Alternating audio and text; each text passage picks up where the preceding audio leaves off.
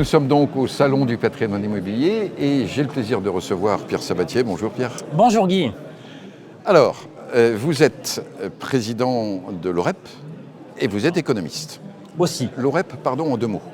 L'OREP, c'est l'organisme de formation de référence dans le monde de la formation à la gestion de patrimoine, dont le siège social est aujourd'hui situé à Clermont-Ferrand. Et on forme, grosso modo, 600 professionnels à la gestion de patrimoine sur des formations haut de gamme, des formations annuelles chaque année. Donc c'est excellent.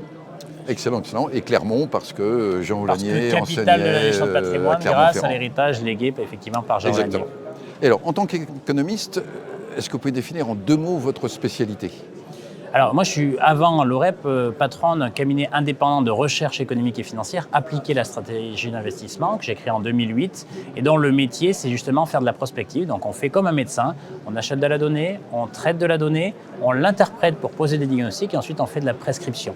Et l'immobilier fait partie en fait des sujets d'études sur lesquels on s'est spécialisé maintenant depuis 5 à 6 ans puisque c'est mon cabinet qui a fait 4 à 5 très grosses études, soit pour, soit contre d'ailleurs en fait le ministère du Logement, autour de la question immobilière, de la construction, du neuf, de la rénovation depuis maintenant 2018. Et ce sera le sujet aujourd'hui. Eh bien, allons-y. Donc, la situation actuelle du logement, elle est préoccupante. Oui. Ce que j'aimerais que nous voyions ensemble, c'est les conséquences sur l'économie, sur la conjoncture économique, sur l'activité, etc. Alors, il faut avoir en tête que le secteur immobilier dans son ensemble, et on va essayer d'être pas trop généraliste mais plus précis, parce que je pense que le diable se cache dans les détails. Il est temps en fait qu'on comprenne les détails pour comprendre en quoi l'immobilier est un élément constitutif, presque un élément avancé en fait, ou un indicateur avancé de nos perspectives économiques. Premier élément, il faut avoir en tête que le secteur immobilier dans son ensemble est très sensible à la question des taux d'intérêt. Et j'ai presque envie de dire que la crise de logement a deux origines, une structurelle, une autre conjoncturelle, plus momentanée. Je vais commencer par la deuxième partie, la problématique conjoncturelle associée à la crise du logement qu'on vit aujourd'hui. C'est une forme de dommage collatéral du choix d'un de nos deux pilotes. Dans une économie, il y a deux pilotes, le législateur et celui qui dispose du pouvoir de battre monnaie, donc la Banque centrale chez nous européenne. Eh bien, vous n'êtes pas sans savoir, pour éviter ou pour casser, on va dire, l'inflation qui s'était immiscée dans notre économie en 2021 puis 2022, notre pilote monétaire, la Banque centrale européenne, a augmenté ses taux d'intérêt, ses taux directeurs à des niveaux qu'on n'avait plus connus depuis une quinzaine d'années, assez vite et d'une ampleur relativement importante puisqu'on est passé de 0 à un peu plus de 4% en fait, en très très peu de temps. Eh bien, en faisant cela, en fait, tout simplement, notre pilote voulait faire ralentir le véhicule. Tout simplement parce qu'en faisant ralentir le véhicule, on mettait derrière nous les pressions inflationnistes qu'on craint, tout simplement parce qu'on ne veut pas que le train avance trop vite, parce que s'il déraille, mais donc, on a pour la crise du logement, on peut parler de crime prémédité. De préméditation. Donc, en fait, c'est une vraie conséquence. Alors, ce n'était pas l'objectif, mais c'est le premier dommage collatéral, pour deux raisons. Quand on parle de crise de logement, il faut séparer logement existant et logement neuf. Celui qui a le plus souffert et aujourd'hui qui est complètement atone, c'est le logement neuf. Beaucoup de monde parle en fait de manque de logement avéré, notamment dans les zones tendues, les grands centres métropolitains dans lesquels on loge toute notre activité, toutes nos entreprises, tout notre travail. Et bien, il est logique en fait que les gens viennent s'y installer et donc pour ça il faut aussi les loger. Donc dans ces zones-là, on observe un manque avéré de logement. D'où la nécessité en fait de produire des logements neufs. Et cette conscience-là, elle est pas nouvelle. On ne les produit pas. Et on ne les produit plus. On ne les produit plus pour deux raisons. Quand je dis augmentation des taux, eh bien, celui qui produit le logement neuf, c'est qui ? C'est un promoteur immobilier. Et donc, il fait face à un effet ciseau qui est mortel pour lui. Et c'est le cas, en fait, depuis 2 ans. C'est pour ça qu'on ne produit plus de neuf. Premier élément, si on augmente ces taux, vous l'avez compris, c'est parce qu'il y a de l'inflation. Inflation, donc des coûts de production. Donc, quand on construit un logement, ça coûte plus cher. Deuxièmement, quand les taux d'intérêt sont plus élevés, la dette qu'on utilise, puisqu'en fait on fait du financement à crédit, coûte plus cher aussi. Donc en gros, on a des coûts de production qui augmentent pour le promoteur, mais quand on dit augmentation des taux, eh bien le promoteur il fait quoi ? Il construit puis il vend ses logements. Or, quand on dit augmentation des taux, les gens qui achetaient en fait les logements neufs jusqu'à maintenant, ils le finançaient à crédit, et quand les taux passent de 1 à 4,5%, donc on observe une augmentation de 3,5% des taux d'intérêt. Ça, c'est concret pour celui qui achète le bien. Tout à fait, mais revenons, je comprends bien le mécanisme, mais revenons sur les conséquences pour l'économie. Donc, on fait moins de logements neufs, mais en quoi est-ce que cela pénalise l'économie ?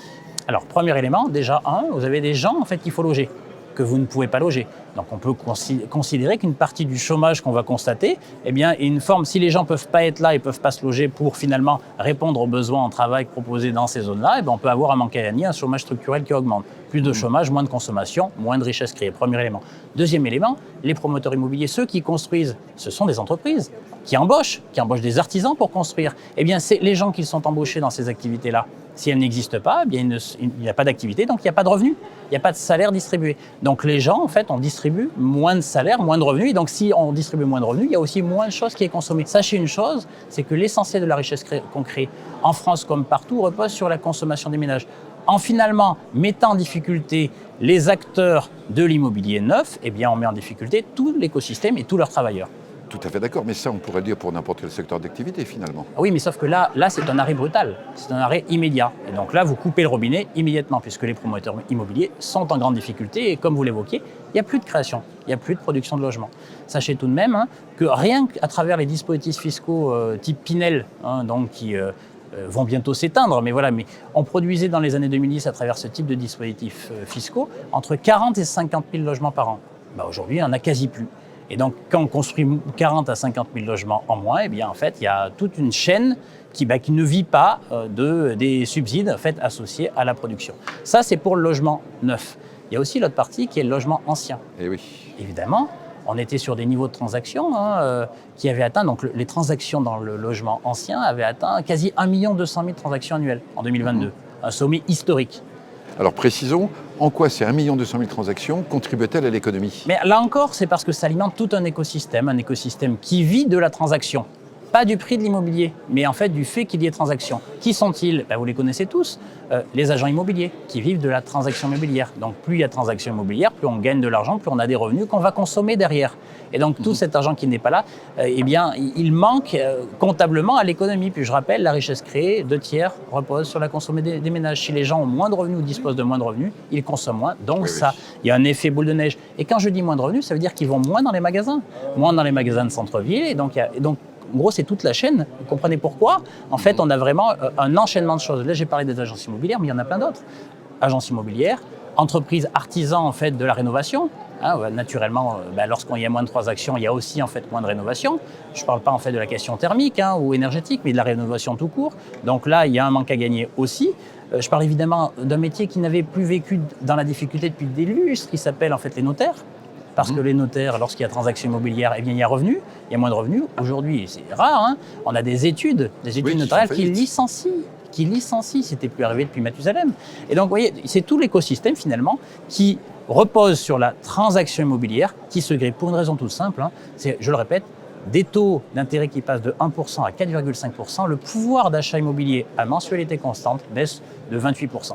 C'est-à-dire qu'en gros, simplement, au prix d'avant, eh bien, donc le banquier va répondre. Enfin, on peut plus acheter. Question qui peut vous paraître surprenante, mais est-ce qu'il y a d'autres secteurs d'activité dans l'économie qui sont victimes dans cette ampleur de la hausse des taux? Indirectement, oui. Alors indirectement, c'est évident. Dire que lorsqu'on dit qu'il y a moins de transactions, il y a aussi moins de crédits bancaires distribués. Une banque, en fait, sa vie gagne de l'argent en fonction du volume de crédit distribué, pas que des niveaux de taux d'intérêt. Donc là, voilà un premier élément. Mais donc c'est tout le reste. Quand j'ai bien dit en fait tout à l'heure que la moindre activité des notaires, des agents immobiliers, des promoteurs. Ça, je le comprends. Voilà. Mais ce que j'aimerais comprendre un tout petit peu plus, parce qu'on en parle peu, est-ce que par exemple cette hausse des taux, elle a frappé aussi le tourisme, elle a frappé aussi l'automobile? Oui. Ou est-ce que oui, alors de quelle façon? Parce que les moindres revenus distribués font que le pouvoir d'achat des ménages au premier chef concernés qui travaillent en fait dans cet écosystème-là, disposent de moins de revenus, donc peuvent moins consommer. Pour bien comprendre, nous vivons dans des activités de service. Lorsqu'on a un pouvoir d'achat qui est mis sous tension parce qu'on a moins d'activités, on continue de consommer les choses essentielles, mais qu'est-ce qu'on va arbitrer sur les choses qui le sont moins. Donc sur la notion de tourisme, qu'est-ce que ça veut dire? Ça veut dire qu'au lieu de partir 10 jours en vacances, on part que 8 jours. Est-ce que j'ai bien compris? L'immobilier provoque un effet domino sur d'autres secteurs d'activité? C'est un secteur d'activité précurseur en ce qui concerne sa sensibilité au carburant de l'économie que constituent en fait les taux d'intérêt. Donc, tant qu'on en est là, c'est très grave. Et si on ne fait pas les choses rapidement, ça va devenir encore plus grave dans les mois à venir. Oui. Mais on peut poser d'autres questions derrière. C'est-à-dire d'abord, combien de temps ça peut durer sans qu'on fasse quelque chose? Et quelles seraient les conséquences qu'on aurait? Alors, il y a deux possibilités. Si les taux restent à ces niveaux-là pendant encore longtemps, La première phase du marché, c'est ce que j'évoquais, il n'y a pas eu d'ajustement dans les prix de l'immobilier, il y a un ajustement dans le volume de transactions immobilières. Donc tout l'écosystème a souffert. On a un premier élément, si les taux restent à ces niveaux-là, il faut que les prix s'ajustent. Il faut que les prix de l'immobilier s'ajustent, parce qu'en fait, le sujet, c'est pas que les gens ne désirent plus d'immobilier, qu'il soit neuf ou ancien, c'est qu'ils n'en ont pas les moyens. Donc à partir du moment où les prix s'ajustent pour finalement s'adapter à leur nouvelle solvabilité, à leur pouvoir d'achat immobilier, eh bien la transaction va se refaire. Et on aura passé le plus dur. Donc soit on a un ajustement par les prix, soit, et c'est probablement le plus probable selon nous d'ici la fin d'année, les taux d'intérêt cessent d'augmenter, voire même maintenant, en fait, finissent par baisser. Donc, si les taux rebaissent de 4,5 à 2,5% d'ici le début d'année prochaine, j'y crois pas. Eh bien, mais on pourrait débattre de cela, mais il faut avoir en tête qu'on est sur la corde raide. L'Europe est sur la corde raide, l'économie européenne est sur la corde raide aujourd'hui. Oui. Maintenir des niveaux de taux d'intérêt aussi élevés pendant aussi longtemps, c'est prendre, en gros le pilote appuie les deux pieds sur le frein, c'est prendre le risque que non le véhicule ralentisse, mais le véhicule cale.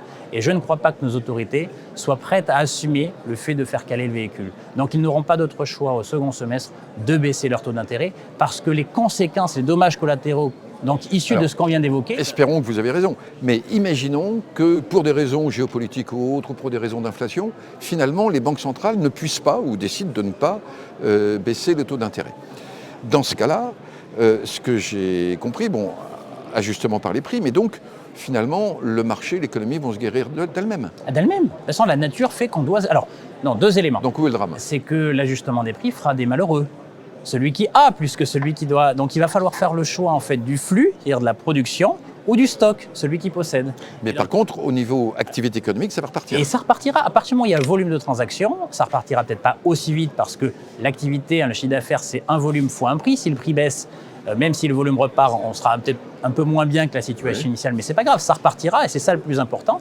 Mais on va dire que c'est celui qui possédait le stock qui en souffrira, puisque ça veut dire celui qui cède son bien, qui avait en tête un prix, disposera en fait des subsides de sa vente d'un prix inférieur et naturellement c'est ce qu'il ne pourra pas consommer.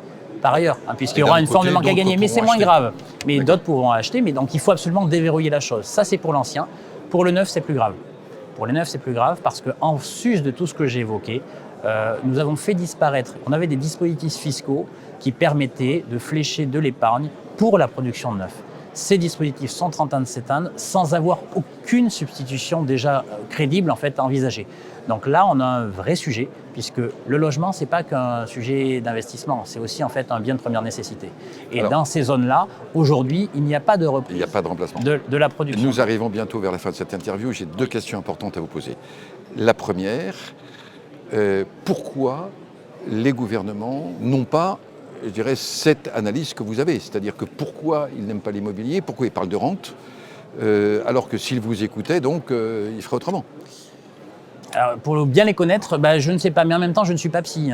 Guy, vous l'avez compris, je suis économiste. Je ne comprends pas, finalement, cette idée reçue que les gouvernants ont, avec un fantasme en plus, un fantasme où, par exemple, les actions ou les instruments financiers qui bénéficient en fait d'une fiscalité avantageuse par rapport à l'immobilier seraient mieux pour l'économie réelle, ce qui est complètement faux, parce qu'on l'a compris, l'investissement dans l'immobilier, c'est de l'économie réelle directement investie. Quand vous achetez une action sur le marché secondaire, une action, en fait, c'est un sujet de propriétaire. Il n'y a pas d'interaction avec l'entreprise, en fait. On ne donne pas d'argent à l'entreprise par ailleurs. Et donc, il y a une forme, peut-être, d'acculturation, je ne sais pas, à faire sur le champ de l'économie et de la finance pour véritablement faire tomber des idées reçues qui, aujourd'hui, pénalisent l'immobilier et qui fait que nos gouvernants n'arrêtent pas de taper dessus, alors que c'est une forme de suicide. C'est une forme de suicide parce que, économiquement, ce n'est pas acceptable, mais en plus, vous attaquez la question du logement et c'est donc socialement extrêmement explosif. Extrêmement difficile. Donc c'est-à-dire que c'est vrai qu'il y a une forme d'obstination à taper sur une classe d'actifs, sur l'immobilier, sur le logement, alors même que c'est quelque chose que les gens aiment et surtout, ils les aiment de manière légitime, c'est quelque chose aussi de vertueux pour l'ensemble de notre économie. C'est très clair, mais avant ma dernière question, qui va peut-être vous surprendre un petit peu, est-ce qu'il y a une question que j'ai oublié de vous poser ? On pourrait aller loin dans la question de la relation entre l'immobilier et l'économie. J'aurais presque envie de dire la question de la rénovation énergétique est un sujet majeur, puisqu'en l'occurrence, on parle de changement de modalité, de prise en compte en fait, de questions environnementales. L'immobilier, évidemment, est un élément en fait, qu'il faut prendre en considération. La question du comment est la plus importante. C'est-à-dire qu'en vrai, c'est bien beau en fait, d'avoir des sujets de communication et faire des grandes injonctions, comme quoi on veut changer, être plus vertueux en fait, environnementalement parlant. Mais encore faut-il pouvoir le faire et avoir défini le comment. Donc c'est un sujet d'émission à part entière. C'est-à-dire que comment on fait pour passer à l'acte, en fait. Il faut, voilà, pour organiser en fait, le passage à l'acte dans ce domaine. Ma question, c'est du virtuel. Hein. Allons-y. Imaginons... Je m'attends à tout, hein, Guy. Oui. Ce matin, Hein? vous avez lu dans le journal que vous êtes nommé ministre du Logement. Quelles sont les premières mesures que vous prenez? Imaginons que ministre du Logement avec du pouvoir. Ah oui, parce que j'allais dire, moi qui connais bien en fait, les arcanes, aujourd'hui malheureusement, c'est que le ministre du Logement est à Bercy. Hein, en vérité. On le sait, mais imaginons que vous soyez un ministre du Logement avec du pouvoir. Alors, quelles sont vos premières mesures? Déjà, on sépare les zones tendues des zones détendues. Et ça, c'est un élément majeur. Il faut rentrer dans le détail. On ne peut plus rester des généralistes. La question du neuf, on doit réalimenter la pompe. Donc, on fait tomber les idées reçues qu'on a véhiculées depuis des années et on remet en place un dispositif fiscal en soutien de l'immobilier locatif neuf dans les zones tendues qui s'appuie sur les bailleurs particuliers. Ce qu'on fait depuis le milieu des années 90, à mon sens, à juste titre. Parce qu'on peut se le permettre, parce que dans ces zones tendues-là, il n'y a pas de problème pour trouver des locataires. Donc on peut amener du bailleur particulier. Un avantage fiscal. Alors ça peut être de l'amortissement ou un statut de bailleur privé, peu importe, on s'en fiche un petit peu. Mais il faut absolument réamorcer la pompe. C'est une question en fait socialement trop explosive pour qu'on ne l'adresse pas. On se doit donner des logements. Là, on a logé l'essentiel de l'activité. D'accord. Premier élément sur le neuf. Et le deuxième, qu'il ne faut vraiment pas oublier, et j'y suis très très sensible pour avoir un ancrage territorial très fort, et j'ai beaucoup travaillé sur les questions d'ordre d'économie territorialisée.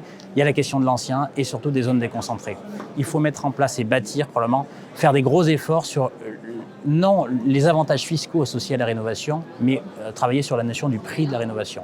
Et il faudrait aller très loin dans l'idée, en fait, de travailler sur la fiscalité, non finale, mais du travail associé aux travaux de rénovation. Aujourd'hui, le problème de la rénovation, qu'elle soit énergétique ou remettre sur le marché des biens qui existent mais qui ne sont pas aujourd'hui sur le marché, elle repose sur une seule chose, le prix de la rénovation est trop cher. Il est trop cher parce que la masse salariale est insupportable et ne peut pas être payée. Il ne faut pas vous soyez ministre du Logement, mais ministre de l'Économie. Eh bien, bonne chance. Merci. En tout cas, merci Pierre. C'est peu probable, mais merci Guy.